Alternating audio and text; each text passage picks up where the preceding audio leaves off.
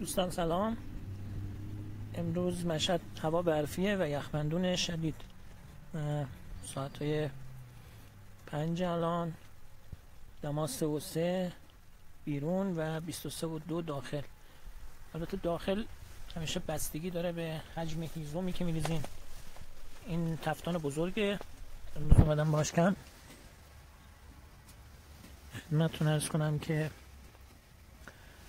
اینم که چادر سرخپوستی یک از هیواجان گرفتم. حرفی بودن این چادرها باعث میشه که در مقابل باد و بوران مقاوم باشه.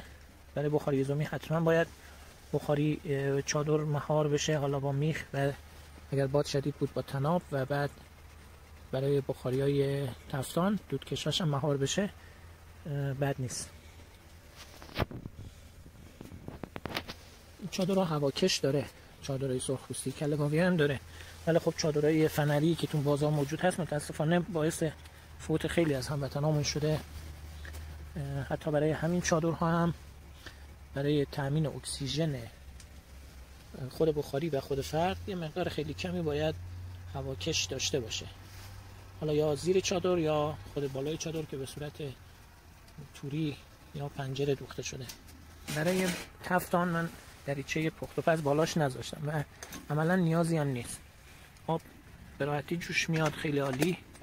هیزمتون اگه هیزم خوبی باشه، خشک باشه، دود خیلی کمی دارین، ولی خب اگر هیزم تر باشه خیلی سخت آتش روشن میشه و آدم اذیت میشه.